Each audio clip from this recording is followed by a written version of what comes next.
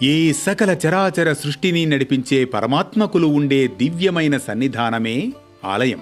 అలాంటి ఆలయమునకు వెళ్లేటప్పుడు కొన్ని నియమాలను, ధర్మాలను, పద్ధతులను ఆచరించాలి. అప్పుడే ఆ దైవానుగ్రహానికి మనం పాత్రులమవుతాం. గుడికి వెళ్లే ముందు శుచిగా స్నానం చేసి విధిగా నుదుట కుంకుమ ధరించాలి.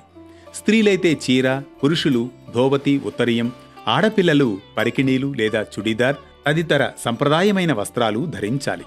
పూజా సామగ్రిని తీసుకువెళ్ళాలి. దైవం వద్దకు, మహాత్ముల దగ్గరకు వెళ్లేటప్పుడు ఒట్టి చేత్తో వెళ్లరాదని మన శాస్త్రాలు చెబుతాయి. గీతలో పరమాత్ముడు సైతం పత్రం పుష్పం ఫలం తోయం యోమే భక్త్యా ప్రయచ్చతి అని, ఎవరైతే నాకు భక్తితో పత్రం కాని, పుష్పం కాని, ఫలం కాని, ఉదకం కాని సమర్పిస్తారో వాటిని ప్రీతితో స్వీకరిస్తాను అంటాడు కదా. గుడిలోనికి వెళ్లే ముందు మొదట కాళ్ళు చేతులు కడుక్కోవాలి. ఆలయంలోనికి వెళ్లే ముందు గోపురానికి నమస్కరించి తదుపరి మెట్లకు నమస్కారం చేసుకోవాలి. గుడిలో ఉన్నంతసేపు దేవుని నామాన్ని మాత్రమే జపిస్తూ ఉండాలి.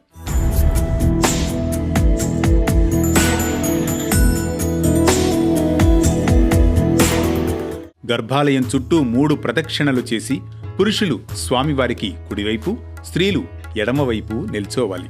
మొదట మూలమూర్తి పాదాలను దర్శించాలి. తరువాత మాత్రమే స్వామివారి నేత్రాల్లోకి చూస్తూ లీనం కావాలి. అర్చన చేసుకునేవారు తమ గోత్రం, ఇంటి పేరు, నక్షత్రం చెప్పుకోవాలి. తీర్థం అరచేయిని గోకర్ణాకృతిలో ఉంచి భక్తితో తీర్థాన్ని 3 సార్లు స్వీకరించాలి. స్వామి దర్శనానంతరం గుడిలో జపం చేస్తూ కాసేపు ప్రశాంతంగా కూర్చోవాలి. ప్రసాదాన్ని పొరుగువారికి ముందు పంచిన తర్వాతే తాము తీసుకోవాలి. ఇక గుడి బయటకొచ్చాక మళ్లీ గోపురానికి నమస్కారం చేసుకోవాలి.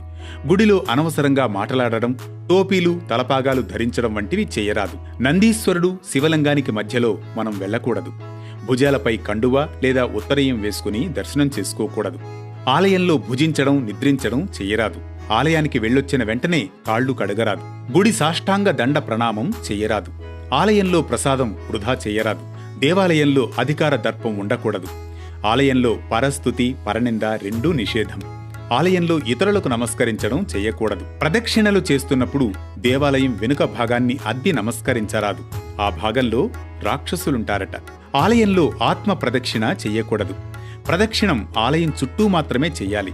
దేవాలయంలో విగ్రహానికి ఎదురుగా నిలబడకుండా పక్కగా నిలబడి చేతులు జోడించి నమస్కరించాలని మన శాస్త్రాలు వివరిస్తున్నాయి. ఇది నేటి పరమార్థం. మరో అంశంతో మళ్లీ కలుద్దాం. వేటు న్యూస్ పరమార్థంలో. ఓం భూర్భువః స్వః తత్సవితుర్వరేణ్యం భర్గో దేవస్య ధీమహి ధియో యో నః ప్రచోదయాత్.